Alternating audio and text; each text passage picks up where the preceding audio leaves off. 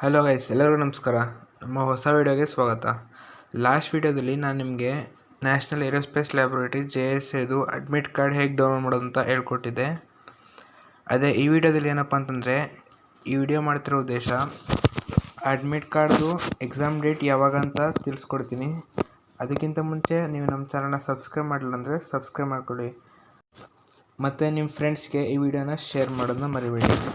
ನೀವು ಡೈರೆಕ್ಟಾಗಿ ಇಲ್ಲಿ NAL ಅಂತ ಗೂಗಲ್ ಟೈಪ್ ಮಾಡಿದ್ರೆ ಈ ಥರ ವೆಬ್ಸೈಟ್ ಓಪನ್ ಆಗುತ್ತೆ. ಇಲ್ಲಿ 3 ಲೈನ್ ಮೇಲೆ ಕ್ಲಿಕ್ ಮಾಡಿ ಕೆರಿಯರ್ ಬಂದಲ್ಲಿ ಇಂಟರ್ಫೇಸ್ ಓಪನ್ ಆಗುತ್ತೆ. ಇಲ್ಲಿ ಬಂದ ತಕ್ಷಣ ನೀವು 2 ಹೊಸದಾಗಿ ನೋಟಿಫಿಕೇಶನ್ ಬಿಟ್ಟಿದೆ. ಏನಪ್ಪ ಅಂದರೆ ಲಿಸ್ಟ್ ಆಫ್ ಕ್ಯಾಂಡಿಡೇಟ್ಸ್ ಅಂತ ಹೇಳ್ಬಿಟ್ಟಿದ್ದಾರೆ. ಅಲ್ಲಿ ನಿಮಗೆ PDF ಅಂತ ಸಿಗುತ್ತೆ. ಆ PDF ಅಲ್ಲಿ ನಿಮ್ಗೆ ಈ ರೀತಿ ಇಂಟರ್ಫೇಸ್ ಬರುತ್ತೆ.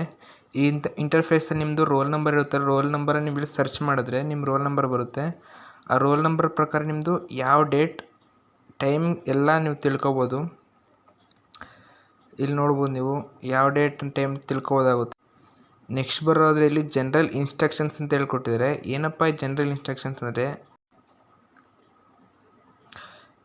ನೀವು ಟೈಪಿಂಗ್ ಎಕ್ಸಾಮ್ ದಿವಸ ಏನೇನು ತೊಗೋಬೇಕಾಗುತ್ತೆ ಅಂದರೆ ಅಡ್ಮಿಟ್ ಕಾರ್ಡ್ ಮತ್ತು ಒರಿಜಿನಲ್ ಫೋಟೋ ID ಪ್ರೂಫ್, ಅದು ಯಾವ್ದಾರು ಆಗಿರ್ಬೋದು. Aadhaar card, voter ID, PAN card ಯಾವ್ದಾರು ಆಗಿರ್ಬೋದಾಗುತ್ತೆ.